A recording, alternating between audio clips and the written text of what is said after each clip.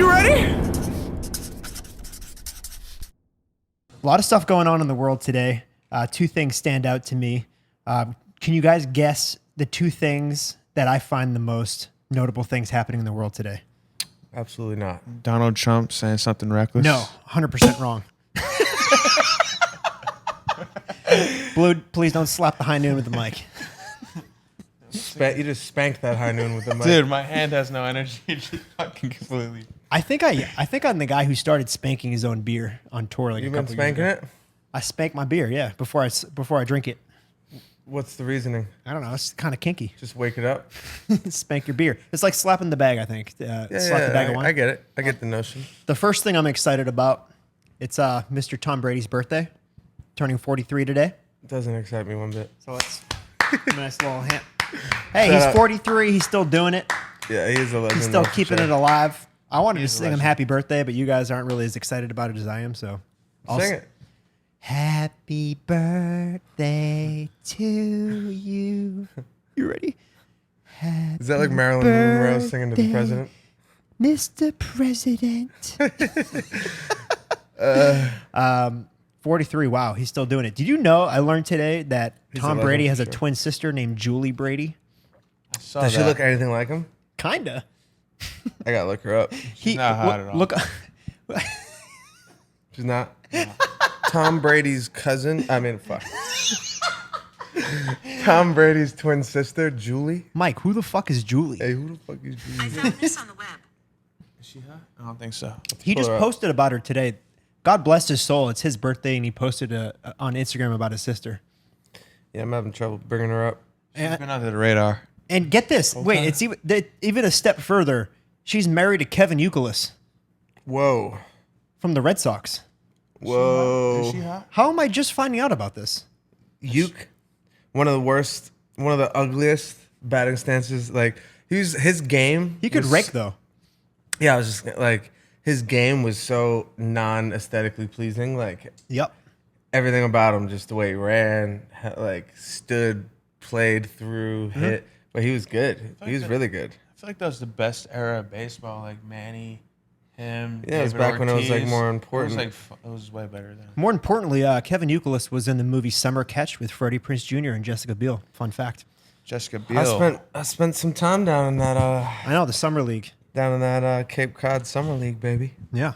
Some good memories made. Wasn't there long though. Left for TJ. Left Yeah. for surgery, and that was that. What was that like? Because I watched the movie Summer Catch. It's kind of an Yeah. older movie. I kind of got like, have you seen the movie, Mike? Mm-hmm. And I feel like that kind of course. it gives like a good vibe of what it's actually like down there. Yeah, Was it pretty accurate?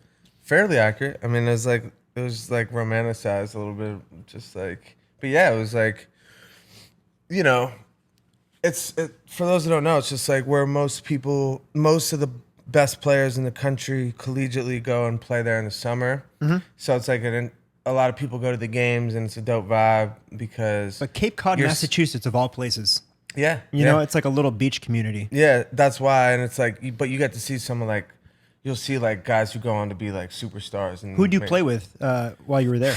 I play with a lot of guys, man. On my team, particularly, wasn't any huge superstars. There's like 3 or 4 big leaguers though. Guys that play in the big leagues now. Nice. What the fuck's his name? Dallas Keuchel, left-handed pitcher, won a few World Series already. He's good. You guys wouldn't really know these guys. He's probably the standout that I played against. But when I was there, who was there? Mike Trout was there. Wow. Fucking Chris Sale was a Damn. lefty for the Red Sox. That's I'm wild. going a little blank, but I was like, honestly, to be fair, I was only there for 3-4 weeks. I went and played. I was there for about 3 weeks. I pitched twice. The second time I pitched, I was like, I needed to go. I went into the surgeon, and we got another like basically like tests done, MRIs and things, and then that was when they said I needed Tommy John. So it was short lived, but yeah, I mean, everyone in college baseball talks about it and knows it's like really fun. The girls go out there and try to hook up with guys who are And you stay Milf with families while you're out yeah. there, right? Like Blue came and visited one time. I remember we had a party. I remember we were at the game in Garris. I was like, we were talking to a bunch of chicks. I was like, yo, let's just get fucked up after this. He's like, dude, don't say that in front of the girls. I was like, what are you talking about, bro?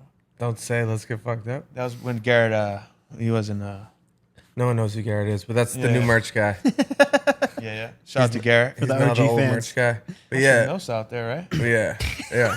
I was just saying. I actually took down one of the MILFs in my short time. Shut the front door. I did. That's a scene in the Summer Catch where like they talk about like the host mom that's like a total MILF. Yeah, no, that's a real thing. That's Like, a real It's not fabricated. Like Wow. a lot of I mean, it's it's not like everyone who hosts kids want to fuck them, but like Can you imagine? a lot of times it was not even necessarily the host families, but like the women.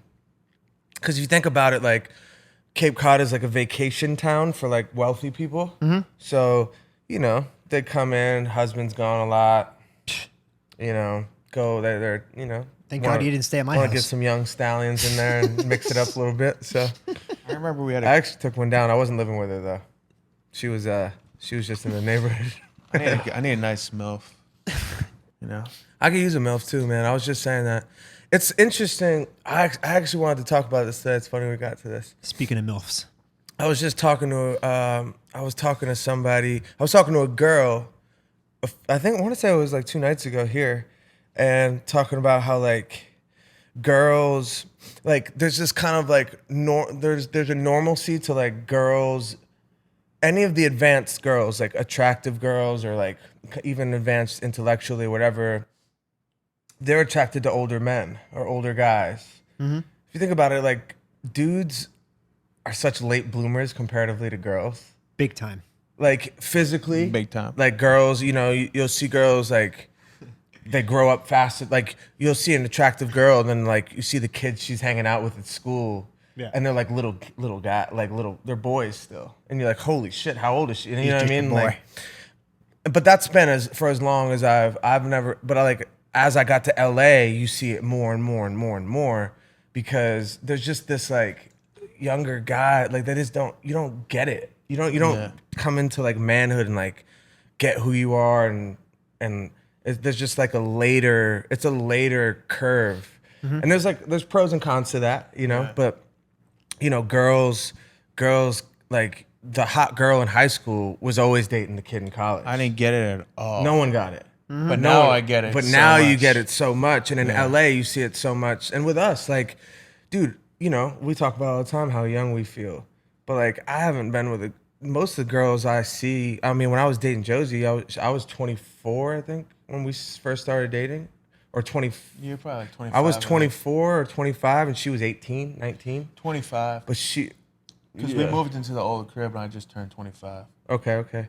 Yeah, so and then just the girls we find ourselves around all the time, the new model girls that come in or whatever, they're all in their early 20s. Mm-hmm. And it's super understandable once you get into it, but especially in this lifestyle. Like, think about it.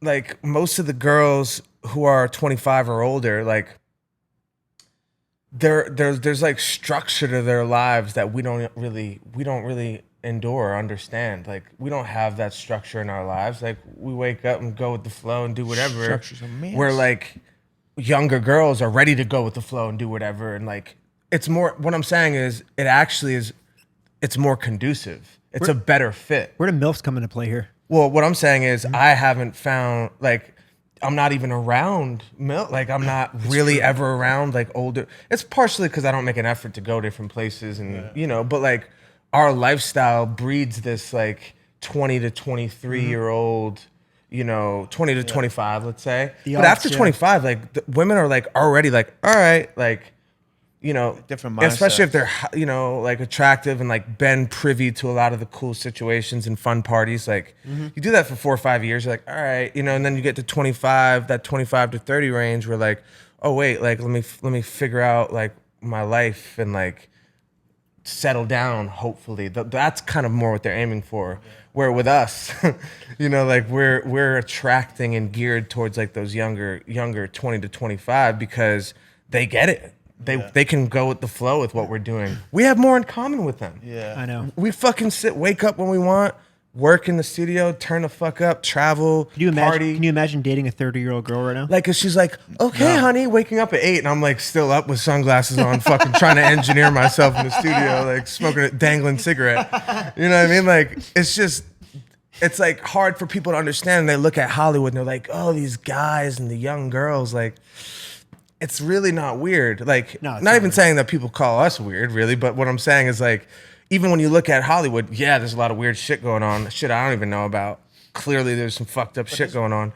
But I get it. Like, and most dope girls, honestly, like they see they're like, oh, okay, you guys are immature. Like these 30-year-old or even 40 or whatever. Like the age to the women, it doesn't matter. You know what I mean? It's Yeah. just about connectivity and There's a lot like of sugar daddy stuff going on out here. Yeah, it's for sure. Way older. for sure. I think. Oh, sorry, Blue. I was gonna say we were talking about MILFs. No, like what it like you when I was younger, a MILF was probably like I could have been 30 when I was like 18. Yeah, it's true. Oh my god! But man. now I feel like how old is a MILF? How old is a MILF? Like 35 to 30 to 40? Easily 40s or above. Yeah, a MILF to me is could be- 35 or older, even if I'm 35. Yeah. Exactly. You know what Yeah, I mean? yeah. Yeah. I was just So making she's in sure. that mom category of age.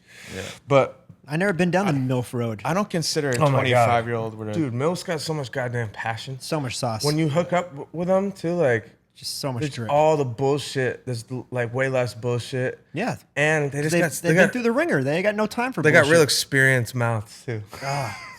dude. They got a real fucking seasoned mouth. That shit will that'll go such a long way for me though. Like Nice they and just warm. know what they're doing. Great makeouts, great blowies. Nice and warm, Cook you a fucking omelet on the way out in the morning. dude.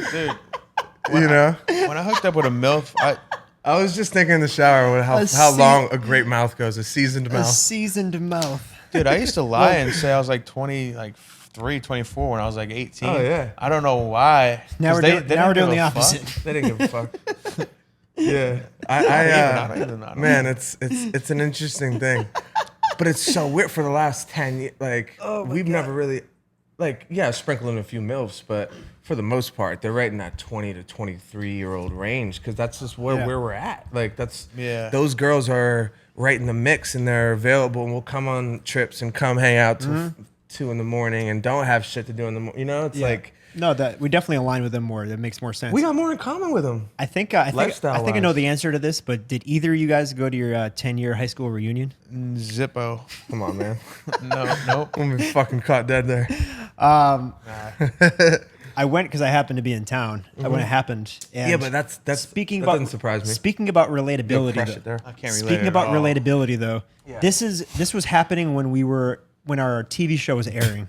You were getting blowjobs on camera in the fucking hallway of our tour bus on television.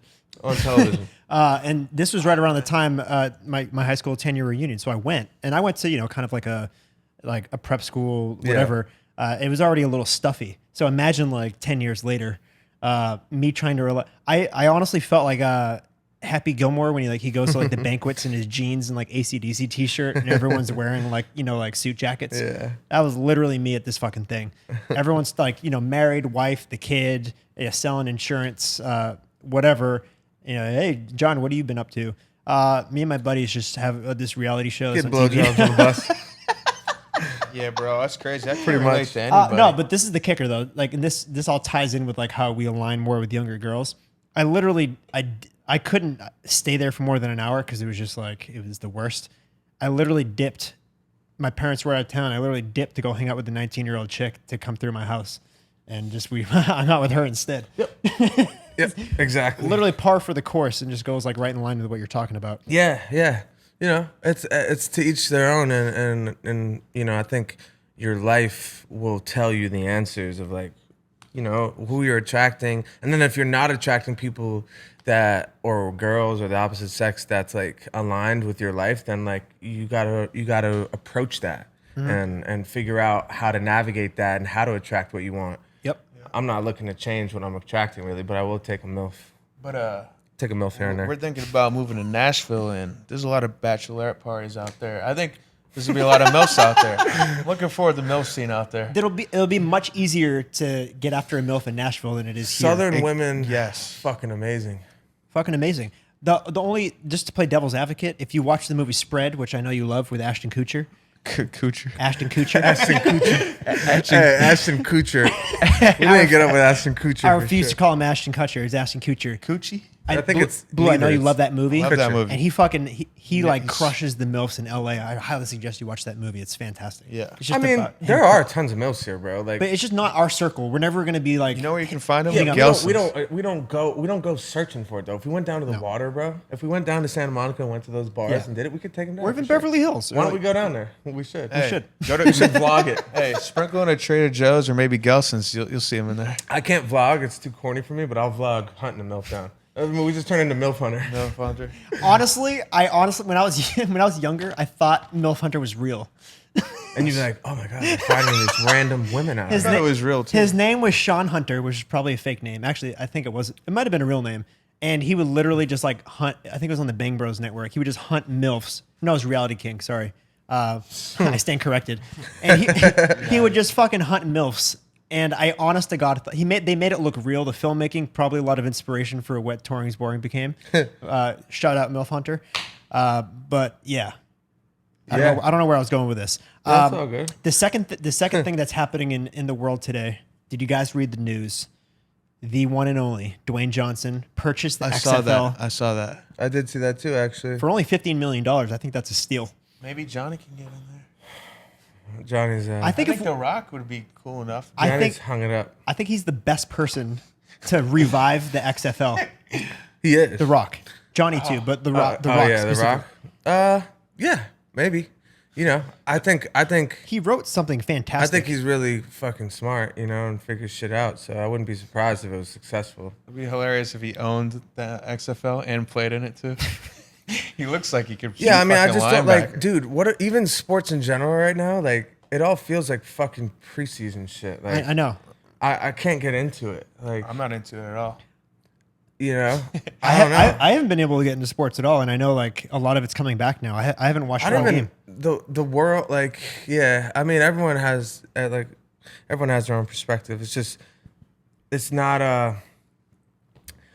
I'm not the biggest sports viewer guy, but like it's just not appealing, and I don't think it's their fault or anything. Like I just think until you can have crowds again and shit, like Yeah. Dude, the virtual fans is the creepiest thing I've ever seen. it's not gonna like hit the same. It's just not hitting the same. Maybe it will warm up to it just like anything else, but it Yeah. doesn't feel like it's like. I would be interested to see like what the actual consumerism, like what's the consumption numbers comparatively. Because if you think about it, like if you said, hey, I'm gonna take away the NBA and the MLB, and people are gonna be like without that for a long time, and then we're gonna bring it back. Mm-hmm. You would say, oh, those numbers would probably jump. Like people would probably be pumped up to watch it and consume it again. I'd be interested to see what consumption numbers are. I bet they're lower than expected I think definitely lower. because it's just not the same product. Yeah. So it's interesting, you know. Yeah. I think what they have to do, like I've said this before, but I think what they have to do is go above and beyond to make it a unique experience. Mm-hmm. So if you mic the players up and you have them constantly cutting to mic to mic to mic and all these guys talking and Yeah. what are they saying and all the funny shit, and they have someone like live editing it, and you know, like it could be something where it's like a new product where like you know, maybe it will capture a whole new thing, like a new element to it, you know? I agree. Something's got to change. Yeah. I agree. How crazy is the virtual reality fans? Yeah, it's whack. I feel like I'm watching Black Mirror. But did you see that they're like putting people? If you watch the NBA, it's like actually real people. Like Yeah, they're it's putting just like funny ass videos. people in the crowd. Yeah, I get it. I get what they're doing. They're trying to make it, but like, I don't get it. It ain't enough. It's weird. it ain't enough. Dude, if I was playing and I was looking I in the want crowd and I more. saw that, I'd be creeped out. I would like throw me off. I don't think they give a shit. Fucking seeing Adam Sandler just chilling right in the crowd. Well, anyways, Dwayne. We all know Dwayne had the football career short-lived. He played for Miami, then didn't quite make it in the NFL. But yeah, I mean, he said the statement right here on his Instagram. He said, "With gratitude and passion, I built a career with my own two hands, and will apply these calluses to building our XFL brand to create something special for the fans. My dream of playing professional football never came true. However, this passion venture allows me to create opportunities for other players to showcase their talents, take care of their families, and make their own dreams come true. Hell of a fucking guy. Dude, 15 million to buy the whole that's crazy. Yeah. Yeah, I think he's gonna have. I think think the he reason could it's blow so it low up, though is because he's gonna have to spend so much money. I think he'll for blow sure. it up. The promotion's going to be insane. Yeah, I mean, I don't even think they have an infrastructure or anything. I think it's right up our alley though. The brand, you know, like they're crushing course. beers post game. You know, Bro, we need just to give him some shotgunning beers Chug in the Buds, locker room. bro. Whatever the fucking league I don't- is. Sure, I for think we sure. could probably purchase one of those teams. You know, Minneapolis Chug Buds. What do you think? That sounds about right, honestly. I might give it a try. Sioux Falls Chug Buds. Yeah. Speaking of Chug Buds, we got Yeah, what's up with the Chug Buds? we're What's up with the bud chuck? the business end is just about done. I'll save the details until it's we're inked, but you know, COVID obviously. Look, we're the last people that have any right to complain or anything, but you know, COVID obviously changed some things for the dynamics, like how the timetable of what we were doing with Chug Bud. But it's fine. We worked through it, and we're in a great spot. But we have our biggest, like, you know how every time they sell out super fast, people think we're like doing it on purpose. Part of it is. Part of it is a culture we're trying to create where it's exciting and it's hard to get, and I get that, but at the same time we're scaling. We're dealing with our own limitations. Yeah, we're dealing with limitation, and then we're our goal is to scale, and to scale in a sense of like, you know, I want very soon, even with the COVID shit, I think we'll be able to be on sale for like a week straight. You know, I don't think continuously, instead like of 3 on minutes. sale permanently. You know what I mean? Where like something's just rolling, but we're scaling to that too. The biggest thing though next is we have from a 2,000 unit drop, which those go in like a few minutes. Our next one will be like 5,000 or 6,000, and then we'll have another 5,000 or 6,000 in like 2 weeks later. So we'll gear up, you know, to ramp it up, and I appreciate everyone being just being fucking supporters. They're really dope. People love them. So Blue mentioned Nashville. We should probably save it until it's like a definite thing, but Yeah. we're looking at that. You know, we're kind of at the end. I think personally, just kind of ready to leave LA. Well, that was a whole nother topic I wanted to get into. I mean, as you know, Posty was just on Rogan, very entertaining episode, all 4 hours of it. They touch on a couple things they touch on. One is why Post moved to Utah and the benefits of it Yep. from a living standpoint and creatively. And Rogan's actually moving to Texas. Yeah. He's taking the show on the road. And he's just, I mean, people can come to him because he's the biggest Rogan. podcast there is. But they talk about how Utah, like creatively, I mean, you were creating music out there. Like, could you tell a difference while you were creating out there? I mean, think about what we've been saying the whole time. We're going to Hawaii and making all the songs, and Yeah. and then we already went to Nashville. Like some of the first one of the trip to Hawaii and then Nashville. Some of the songs that like that's where like Post, where you know he's really started to get excited about the music, and those were big breakthroughs for me musically. But I noticed that very quickly that being in different environments is very conducive to like opening up, for lack of a better word, just like opening up your mind and your creativity. It feels like there's like a new, you know, there's new ideas coming from new spaces, and that's just how it feels. And I want to keep it fresh. we made some great shit in Utah. I think we might have made a classic out there. So Can you put your finger on what it is specifically about Utah? no, I mean Utah.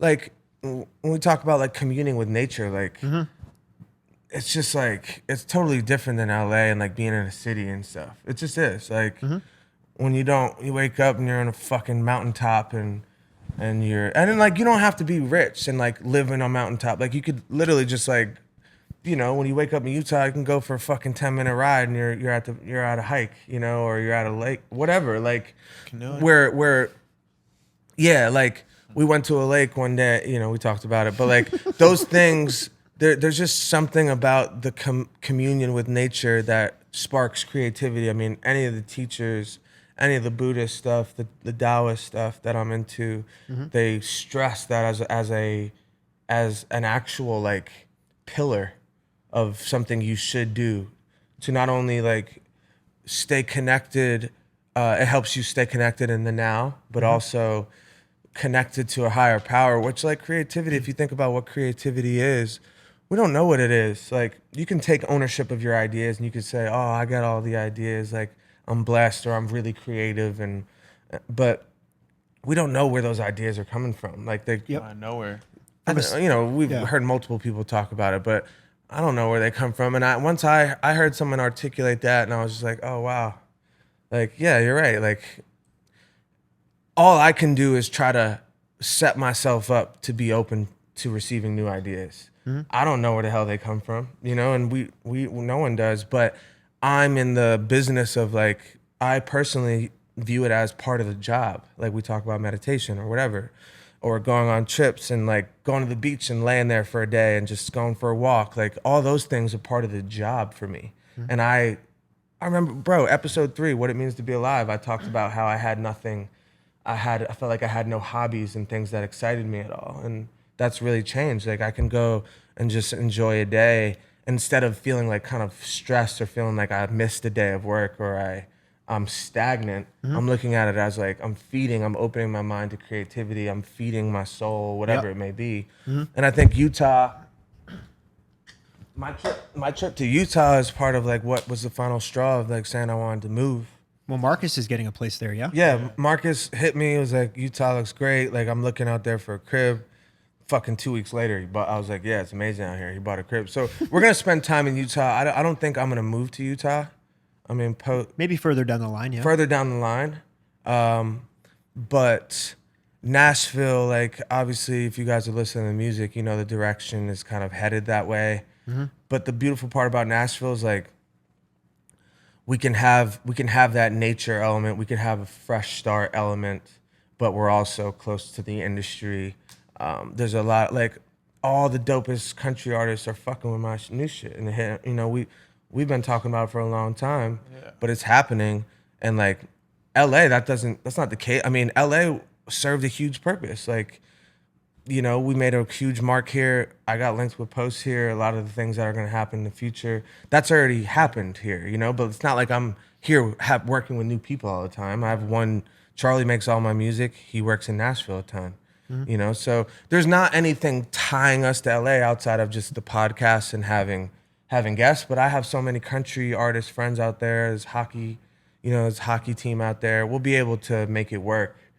Yeah. And I think going into the move, just saying, hey, this isn't necessarily permanent, but let's like go into this phase of our lives where we can travel and be free and like nothing's tying us anywhere, So that's how I'm looking at it. But as far as like the Utah trip, I don't think it's specific to Utah. I think if we went to Bali or we went anywhere, we'd be like, wow, like this element is this natural.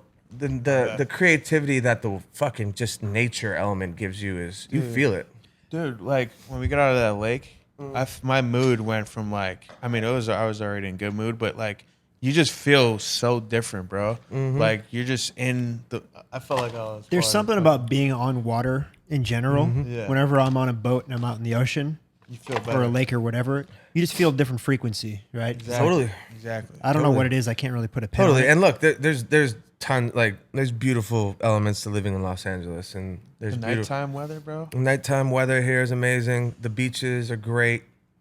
Food, but great sushi out here. Yeah, great food. But look, it's a draining place to live, and it is very different than most other places. The people are different. We've made some good friends here, but it's just one of those things where like I was in Utah and I was talking to girls and having these or not even girls, just the people. There's an energy to that. Yeah, bro. There's a creativity to having creativity. Is really just like what we talk about. It's just like having an open mind, having a clear, open mind, a non-distracted mind that is connected to something higher. And you're like, just sometimes these ideas just come in so clear, And I think the personal energy that goes into it, like when you have a bunch of people around you that aren't necessarily on the same wavelength or interested in different things, not necessarily bad people, just, what Los Angeles and Hollywood breeds, it is it is dangerous waters to navigate. You can get emotionally drained. You can get distracted personally, and start muddying up the things that you value. Like you kind of forget what you value and what you care about. And I think I'm just ready for a new place where we can just kind of try it out and be around like a different energy in general. I think it will open up. I think we're gonna love it. That's how I see it. So for all the MILFs of Nashville, we're coming for you. Buckle up, please. It's going to be a bumpy ride. Every time we leave, I feel like every time I leave LA, I feel like I just automatically feel great. It's because the air here is very polluted. Yeah, when you're here for too long, like it Yeah. feels so good to get out of here. I think that's kind of a sign. Like, all Yeah. right, Oh, like, totally. That's you know what I mean? that was. I noticed that. I mean, I'm partying my ass off in Utah, but I was getting up earlier. I had more life energy in general. just I think fresher, man. I think that's. I mean, yeah, the air has something to do with it too. Can't breathe. But yeah, man, like it's when you talk. Remember, I talk about like gut feelings and intuition and Yeah. dialing into that intuition and what it's telling you and shit. And that's kind of what I'm trying to tap into here. You don't jump at it. You don't have to make rash decisions because you feel a certain way one day. Feel it in your plums. But we've been talking about it for a while, Yeah. Sure have. I want to go back to the creativity thing. Because I mean, creativity is interesting because like neurologically, Yeah. From a scientific standpoint, there's no measure. There's really no. They can't measure people's creativity. No. You know what I mean? It's one of those few things you just can't measure. Yeah.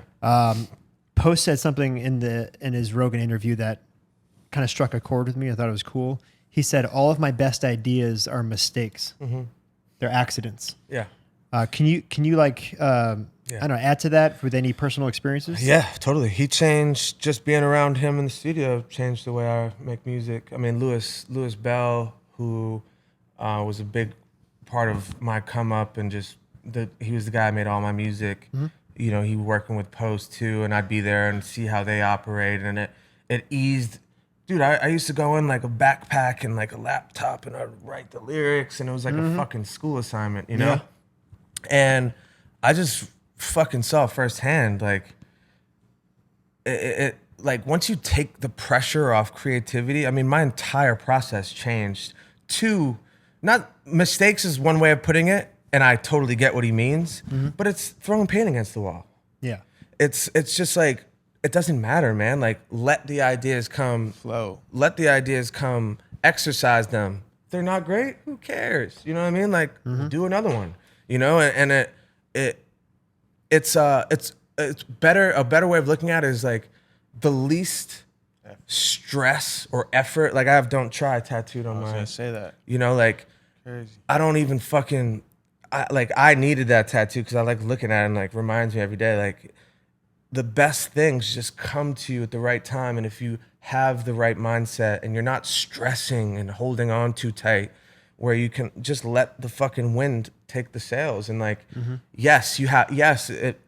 when something strikes, yes, there are times you have to sit there and execute and maybe treat it a little bit more like a job, but the actual ideas themselves, you have to exercise them freely. And Post is king at that. He goes in and just freestyles. And I got that whole kind of notion from them, but watching them work. And yes, it takes a guy like Louis Bell to be able to sit there, organize it, drive that ship a little bit on the organizational side.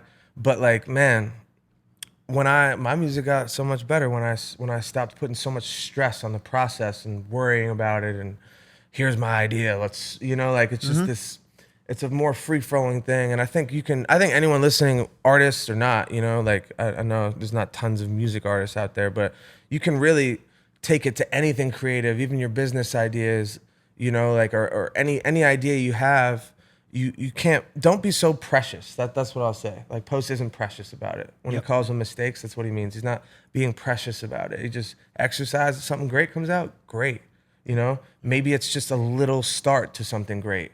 There's a lot of ways it can go, but I totally got what he meant, and yeah, I totally relate to it. It's, I think there's probably some artists that make great shit and do it the other way, but Yeah, to each his own. to each his own. All I know is that shit works for me, and I think it makes a lot of sense.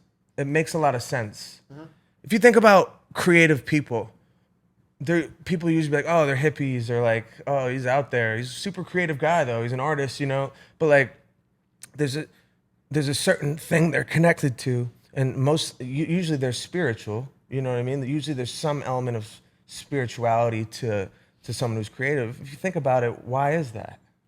Because they're allowing a higher power to like communicate with them, and wherever those ideas are coming from, they're flowing through them. Like you're a vessel for the creativity, and you have to have a certain like, it's cool, man. Like never met a creative guy who's like, yo, we gotta go there. Never like that. You know what I mean? I was about to say, I feel like the best things happen when you're not looking for them. Yeah. Even like the like your best nights out. Like if you have too much, like, oh my God, like you expect too much, you're always gonna be disappointed. Yeah. So like Basically, whenever you wash your balls, you're not going to get laid that night. But when you haven't showered for like a week and haven't changed your underwear, that's the night you get I'm gonna lucky. wash my balls regardless, but yeah. But I also think that's why when posting, we were just talking about like when posting in the studio, a lot of times he's not working. I think he just sets up the vibe where like it could happen, it might not. He's not going in there and be like, yo, I gotta finish this right now. He's like, all right, let's have a good time, let's drink, do whatever. And if it just comes natural, you know what I mean? He's not searching Absolutely. for it too much. Another thing he talks about, and we've kind of touched on it a little bit, is like the influence of, you know, like drinking or like smoking ciggies or getting a little high or like taking mushrooms when you're in the process of creating. yeah. Do you think that has something to do with it as well? I mean, And reaching those like yeah, you know, dude. higher There's powers? definitely like psychedelics, like mushrooms. They're grown out of the earth. Like, I mean, I couldn't be more of a proponent of the fact that they're perspective opening and mind opening. And you know, when we just talked about what creativity is, I think it's something about being connected to a higher power and being able to field those ideas and being able to acknowledge those ideas and exercise them. And when you do catch a wave, a lot of the conscious decision making of like, ooh, we need to make a song, and like it's all in the. But as soon as you can like you kind of get loose, that's when it will open up those ideas. And so yeah, like there's no like secret to it. Like most artists turn up on some. They're turning up for a reason. Yep. You know what I mean? Like, yes, there's definitely dangers to that, and yes, like it breeds some danger for, you know, abuse and things like that, substance abuse and things like that. But you know, there's definitely something to it. There's definitely a reason it's always been like that. Like Lenny Kravitz fucking on acid while he was performing. Like Lenny rocks. literally, you know what I mean? Like Rockstar. you hear those stories before and you're like from the outside looking in, you're like, oh, he's fucked up. That's crazy. But then once you like get into it and you understand it a bit more, like, nah, man, like, you know, look, I'm not saying like do acid and go to work. You know what I mean? But Yeah. it has a negative stigma though if you're not like in that world. There's a connectivity that it brings. There's a connectivity to the moment. And I think creativity is in the now. When you're in the now, that's when if you're thinking about something else, if you're distracted by anything, the future, what you got going on, or what you're worried about, or anything, like you're just not gonna have your best ideas aren't gonna come through. Yeah. Of course. How would they? How come could they? in? Exactly. They talked about how Stephen King back in the day when he was writing some of his books, he was so turned up he doesn't even remember writing some of the books. I mean, I'm the guy. I go into the studio. I don't remember the. Makes sense. His name's Steve, but Yeah, Steve. but a whole book though, like 300, 400 pages written. He Yeah. doesn't remember it. Yeah. Some of his best work, I believe it. some of the best. I mean, it's different. some of the best writing of our time. Yeah. He just doesn't remember. It's different. It's different. It's a different beast making songs, because Yeah. songs are like 3 minutes and you can just freestyle and shit. But like Yeah. I go in there most times. I go in there sober after nights where I do a bunch of shit. I don't remember any of it, but a lot of times those are some of the best ideas. So Yeah. Those are the best nights. And some good times. We're going to open up the Steve hotline again. There's a couple questions that people send in, and then we'll do some calls after the break. I really like this one. It's from Chef Remy. I guess it's he a a chef? named Remy. He or she. I don't know if it's a guy or a girl because the avatar is a panda bear. They said you recently talked about the journey and how taking risks is a part of growing and becoming successful. If you could go a little deeper on that from a standpoint of smart risks and a dumb one, it'd be awesome. Yeah. Because we always hear, you got to take risks to be successful. You got to let your guard down. You got to go into uncertainty. But I guess they're asking, what's the difference between a smart risk and a dumb risk? There's anything that's going to be life changing. I think there's an element of risk to it. Mm-hmm. Also, look, it's not to say like, oh man, I'm done with it. Like, it's not to say I hate my job, I'm quitting tomorrow and I'm moving. Like, it's just like what I said about Nashville. Like, I've been listening to myself for a while about this. You know what I mean? And I'm also in a space where like I'm not tied to the income of a job locally. Yeah. So like, it's unfair for us to say these blanket things and like, you guys just apply them to your life. We're just trying to guide you in the right direction about it. And there's no right or wrong answer and everything's case by case. But all I'm saying is, if your intuition is telling you that you need more or something is wrong, then you have to look at your options. It's a step-by-step process. You listen to yourself. They're not rash decisions. When you feel like, wow, this is really, my body, my mind, my soul is really telling me that something needs to change. My dick, my balls. Your balls, your plums, feel it in your plums. Then okay, I'm going to make a change. You go to step B. What are my options for change? Yeah. What makes sense right now? Is that what's feasible? You know, there's an like, as much as you want to just be like disconnected from reality and be like, hey man, listen to yourself and go for it. Yes, but you have to navigate those waters like properly and cautiously might be the right word, but like, look, all I'm saying is like there's something, and that's what I try to do with this podcast when we have guests. There's something about the people who have ultimate success and they all jumped. Mm-hmm. There's something about like no matter what the hell they do or what they came from, those people found out a way to make a change, and they took a risk, and and it comes in all different forms and fashions. But all I'm saying is like, you really have to be able to listen to yourself. And if yourself is telling you, hey, something needs to change, then go to that phase, figure out what the changes could be. And they could start small. They could say, I'm going to wake up and set my routine. And these little things we talk about for daily routine could start there. Yeah. And then it could start from going there to talking to your boss and saying, hey, I need this, or I need to move on. Or it could be disconnecting from someone who's bothering you, who's a part of your everyday life, and you feel like, oh, I don't know if I could get rid it. You know what I mean? You could take baby steps towards your bigger change, Mm-hmm. I don't know if I answered the question exactly, but. Well, no, you did. I think the only thing that you missed, I think that in order to make smart risks, you have to make a series of bad risks in order to learn what a good risk is. Yeah. I think there's a trial and error to it. There may not be such a thing as a bad risk, because a bad risk will lead to failure. And then in order to succeed, you have to have those failures. So, believe me, I've made a series of bad risks in my life, and I learned from them, and I don't really look at them as bad risks. I look at them as, a learning moment. I agree with that. And believe me, there is such a thing as a bad risk, I guess, because it can lead to some bad shit. But we've all been there, and I think in the end, it actually helps you. I feel like also too, like, say you have this idea, you want to take a risk.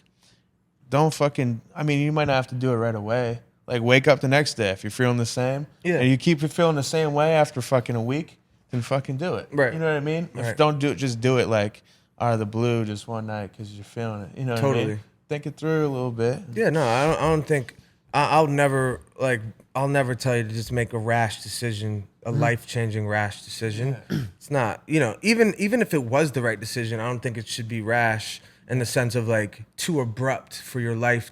It will put you like, you'll be disheveled and be like, wait, whoa, yeah. You know what I mean? Come up with a plan. Yeah. Like, and look, at the end of the day, we said it last episode, all that matters is feeling good. So if you're not feeling good, assess it. What is it in your life that is adding or is feeding that part of you that's not making you not feel good? Mm-hmm.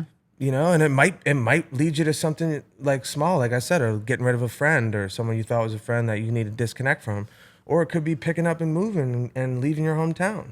It's a wide array of things, and everyone's different. But all I'd say is like I'll never say don't go for it if you're not feeling good where you are. Yeah.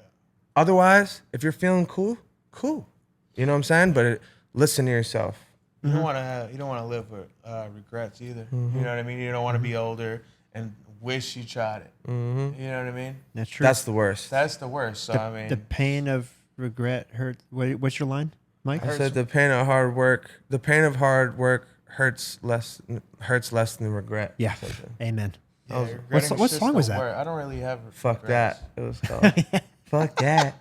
Oh my god. The pain of heart. That's such a deep line for that type of song. Yeah, I always had. You had some there was one remix like, did that was easily crazy. one of like your hardest lines ever, and it's like, what's the song name? Fuck that. Dude, the pain of hard work hurts less than regret. Yeah, that's just hard. Song you made you made a bunch, but it was like a remix in Lou's studio back in Quincy, and it was just straight bars, like crazy bars. Oh, Royal Flow. Royal Flow. Was it Royal Flow? Yeah. For all the old school Steves, they probably love that one. Oh my god, yeah, you said some crazy shit in that one. Yeah. I get away with words. Out of away with birds. Out of all the questions, one person actually asked me a question for a change, which is pretty nice.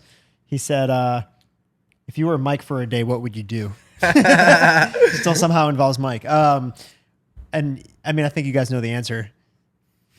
I don't even know. If I bang a chick in your body, is that cheating? No. You'd fuck like 5 bitches probably. I think I have a sneaking suspicion my girlfriend would say otherwise. Yeah, but it's not you technically. It's not my dick. It's not my dick. She can't get mad at you. It's not my dick. I have a bunch of. I've posted a few things for you on your Instagram, so like it's linked to my Instagram. Yep. I at times get your notifications when I'm on my Instagram, but it doesn't say that it's your notifications. It just pops up there. So like I get these like all like these fucking girls like at the top of my screen and the notifications, and I'm like, who the fuck is this? And then I'll be like, oh, it's Mike's profile. It's 10 times out of 10, they're always for you, not for me. So I think starting at like 6 a.m., I'd get a nice early wake up call, and I'd explore those options. Yeah, why not, man? You forget everything else. You just have as much sex as you can. Not my dick. 24 hours. Not my dick. Not my problem. Not my chin. Not my problem. That's a good way to look at it. It is. Hey, Put that on my gravestone. Not my dick. Not my problem. Yes. I would do a little switcheroo for you. I woke up in Mike Studd's body. It would literally be like that song.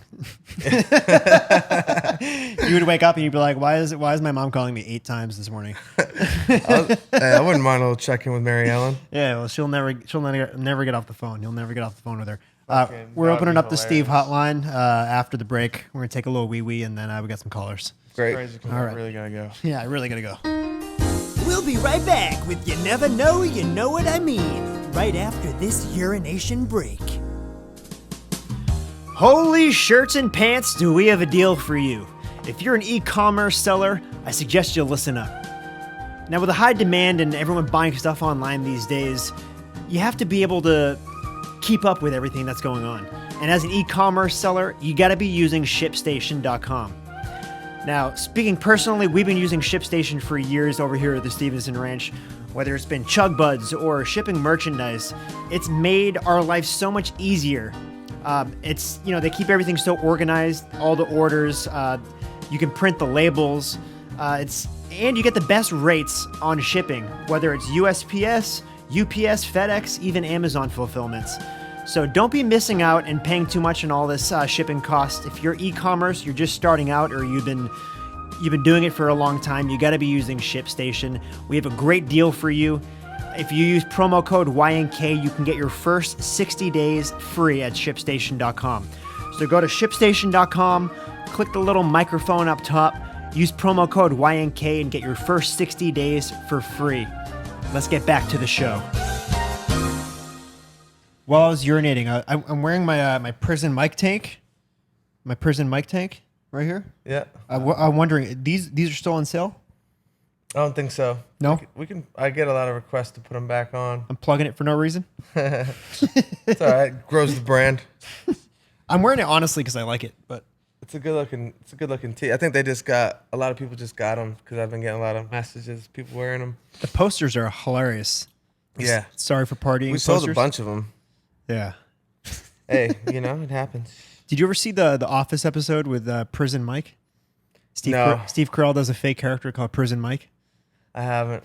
I've seen some of the Office shit. I fuck with it. I think it's funny. Yeah. How many days in are you with the mustache? Like 4 weeks now. 4 weeks deep on this fucking muzzy over Are you gonna here. let it go and get bushy? Yeah, I'm trying to compete with Daigo's brother. He's got a good looking one. He's like a year in on his. He said if you rub chicken shit on it, it grows faster. I don't know. Anyways, we got a caller. Just live on a farm. So. We got Kyle from Harrisburg calling in right now. I'm gonna get him in here real quick. Anyone want anything from Chipotle? I'm good. Kyle, Hey, what's going on? what's up? It's John Kilmer. You're on the air. Hey, Kilmer, how are you, man? I'm good. How are you? I'm very good. Where are you calling from? I'm from right around Harrisburg, Hershey area in Pennsylvania. Hershey Park, baby. Yeah, have you been? No, I haven't actually. It's a good time. It's a good time. Definitely recommend it. Right on. I'm going to pass the phone over to Papa Steve, and you can ask your question. All right, very cool. All right, tight. Put that in against the microphone. Which one? This one? Yeah. Yo. Yo, what's going on, Mike? How are you, man? What's up, buddy? How are you? I'm fantastic. How are things? How are things in PA? Oh, not too shabby. Obviously things are as weird here as they are anywhere else right now, but Yeah, is it? Are things shut down there? yeah, they are. We shut down pretty strictly early on, so Yeah. not as bad here as a lot of places, but it's starting to get to that point again. Yeah. It's a fucking train wreck. It is a quick wreck, yeah. It's a train wreck. I hope we can get through it. You just never know. A wise man once said, you never know. You never know. What's good? What's your question, buddy? Okay, so this is actually I DM'd you about it on Instagram. Okay. A few months ago. I don't think you ever saw it though. You had tweeted Unreal. something along the lines of if you want to be a clear thinker, it's best to stay out of politics because it limits you to a certain way of thinking. You sort of have to confine to fit into a Yes. box. Yeah. And I totally agree. The whole dichotomous nature of it Mhm. is very limiting, and Mhm. it's probably why a lot of people don't participate. Mm-hmm. But to me, the ignoring politics part was kind of like Mm-hmm. I struggle with that because it feels like you're turning your back on issues that really directly affect a lot of people. And I know you've talked on the podcast in the past few weeks about Right. how your thinking's evolved Yeah. in regards to that. So I guess my question is just kind of is there a good way to balance it? Like, is there a good way to stay engaged and involved in these sort of issues that are inherently political without compromising like your way of thinking and your happiness? Right. Yeah. You know what? It's interesting because, I have been on this podcast before, probably like maybe a few months ago on an episode. I was just like, yeah, I touched on it a bit more and I was like, yeah, I don't really vote. I choose to kind of control the things I can control and not allow like the climate, because it's a messy, we're living in a very messy climate of just, there's a huge, there's a huge feeling of separation between everybody, and like, I'm actually kind of leaning more into like, we're all kind of connected. And I feel like when I invest my energy and time into politics and the things going on, it actually like stokes that fire, and I find myself feeling more separate, and I feel like I get dragged into that line of thinking a little bit. And at the same time, I came back on the podcast and I said, hey, I think I'm wrong to say that you shouldn't vote, and I think I maybe should reevaluate getting a little bit more involved, because there is a certain privilege to that, and and I acknowledge that. But look, I'm here trying to give you guys the best advice from where I sit, you know, and it's not necessarily going to be something that everyone can necessarily adopt and just be like, yep, that's how I feel too, you know. I'm just trying to honestly, personally, I'm using this platform to try to like help y'all. I think a lot of people have kind of seen my mindset change and evolve, and I think what I'm trying to do is give y'all a window into how I see it, and then also a window into like how I think maybe, you know, if you don't like the way you're feeling or seeing things, maybe some of these things can be unlocks to then kind of level up the way you're experiencing life and how you're seeing things. Now look, it's really a messy climate right now, bro. Like everything's propaganda. Both sides are kind of politicizing things, and it personally, like the actual ideology that like you're blue, you're red, you're a Democrat, you're Republican, and here's how there's a line drawn in the sand, and everyone on this side has to agree with these ideologies and has to think this way and has to see things this way, and the conservative side, and then on the other side, you know, vice versa, the same thing. And personally, we talk about it a lot on here. I just think it's outdated, man. It's an outdated model. Humans have evolved, society has evolved so much. There aren't these fine lines of ideologies and the way you're supposed to see things, and this is how you have to see it, and this is, you know. So look, I do think it's important to exercise. If you're drawn to politics whatsoever, and you know, a lot of people are severely impacted by some of the decisions, I understand that, and I understand you have to be informed and engaged. And personally, I try to use, like, I'm on the internet a lot, you know, like if I wasn't doing what I'm doing, I don't know if I'd be on the internet much, you know. And look, you know, it's a free country, like it's a free society, it's a free world. Like if you want to be heavily involved and you're you know drawn to it, then you know, by all means, invest your energy into it. But what I will say is this, you know, talk about controlling the things you can control. Like I've gone to the extreme of like not even watching like negative things that are scripted, like movies. Like I try not to put that shit into my fucking subconscious, man. So when I find myself, like I go on the internet a lot, so I come across a lot of the things that are happening, and I like to be informed. We have a podcast, we talk about current events, you know? So I am balancing and juggling the two, and there's some days I do better than others. But what I can say is like I use my idle time to try to clear my head of that, to try to steer clear of things I can't control, to focus on what I can control, which is my mindset. And it personally helps me to like not be super invested, because one, I know that I'm not as informed as I should be to even really like to really have a side on these things. Like we get what the media is giving us, you know, like I just kind of see behind the curtain a little bit, in my opinion, and I try not to invest my emotional energy into it too much. Now, look, again, that's my outlook on it. You know, that's how I see it, and I think it preserves my energy in a way to where I can be the best version of myself, you know. And being a creative person, we were just talking before you called, it's precious. It's very, very important to preserve your mental energy and to allow your head to be as open as it can be to new creative ideas.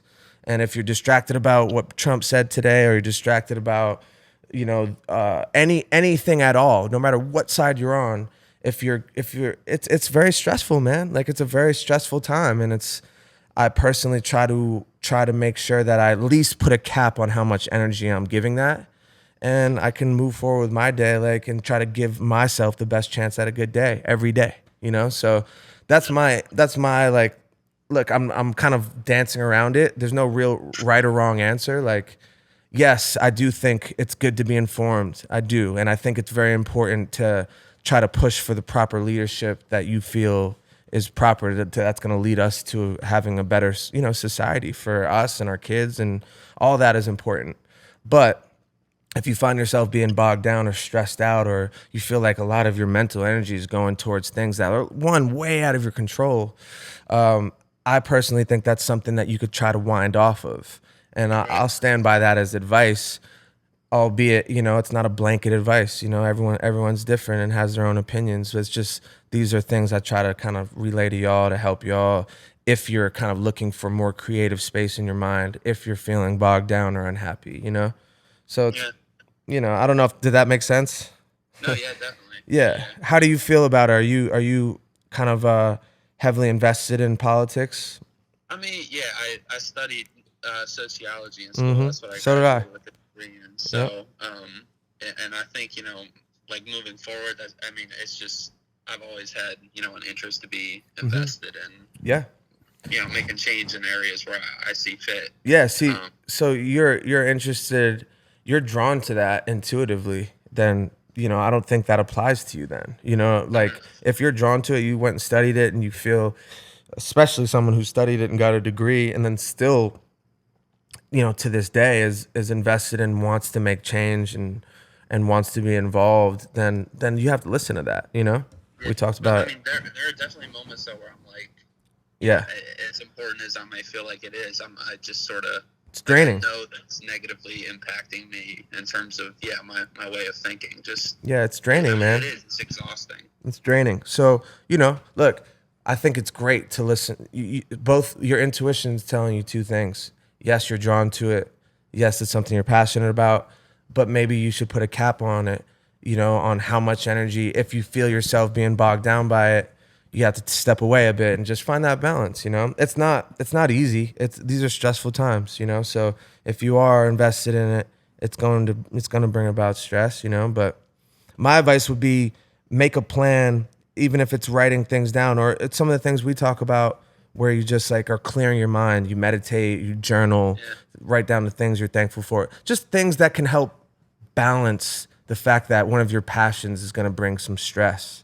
Because if it's a passion, then you should feed that passion, But understand that it's bringing you some stress, or maybe not even stress, just it might be filling up your mind with a lot of things that, maybe might not be serving you to the best ability, So it's finding that balance. But I definitely don't, I'm not saying, hey, fuck it, man. You don't just ignore it, Like I personally, I lean more towards that, but it's again, I'm not passionate about politics. I never have been, I'm passionate about people. But at the same time, I think I can like connect and get that. I could feed my passion for people and how society works through what I do, and I think the podcast is part of that. So find your wave, man. Find your wave. What do you want to do for a living? Do you have like a goal? I don't know, actually. Yeah, I just graduated in May, so I'm still working out the details. I mean, of course, it's an interesting time, man.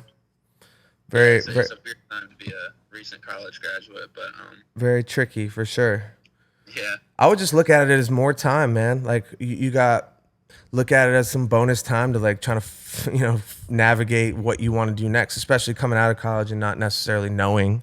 Like this is you're getting an opportunity that like no one else has really gotten, where like everyone's kind of on pause, and it might be a little harder. It's not, but maybe you'll have a little bit more time to gather yourself and like figure out what exactly where you want to start at least. Yeah, absolutely. We love it, Steve. Well, I hope I helped, and I hope at the end of the day, you got to be able to listen to yourself. So listen to yourself, but try to make little things in your day that can like help clear your mind, and I think that will at least help kind of a little bit more balance. I really appreciate it, man. Yes, sir. I appreciate you, man. I appreciate you. Right. Stay up, buddy. Thank you, bro. Thank you. Good luck with everything. Thank you. You too. Cheers, buddy. All right, take it easy. All right, later. Wow. Good stuff. Dude, I was Microphone. Wayne says I've been listening to him before I go to bed, and he's just like, he writes it on. He has something written on his mirror. He looks at every day. No one will fuck up my day. Exactly. So I think that can go with just maybe it's not a person, but don't let little things fuck up your day. Yeah. That you can't control. Yeah, I mean, look, like the presidency and like who's leading us and shit. Like technically, like we can play a part in controlling that by voting and shit. Yeah, but other than that, Right. what I'm saying is like, at the end of the day, I'm more questioning. I'm kind of questioning how much who's the president really matters. Yeah.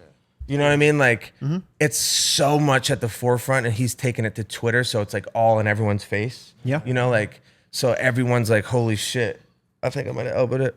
It feels more in our face, and it feels more like, whoa, like every policy wasn't a tweet. You know what I mean? Everything happening wasn't a tweet and a fucking goddamn news story immediately. Yeah. I mean, I was going to touch on this, and I think there's like a bigger message at play here. And like he's calling in saying that like being active in politics is draining, which is sad because I mean that's what he went to school for, and that's what he wants to do, and he's feeling that it's draining. And I think social media obviously has a lot to play about it because like I mean you were just saying like all these policies are getting thrown out on Twitter now, which never used to be a thing. We didn't even know what the fuck was going on. That's what I'm saying. But now, like the draining part is that like when you offer up an opinion that's like your own original opinion on the internet, there's going to be fucking 30, 50, 100, 1,000 people that are just going to shit on your opinion. And it's fucking draining to read all that. And I just want to come out and say that like if you're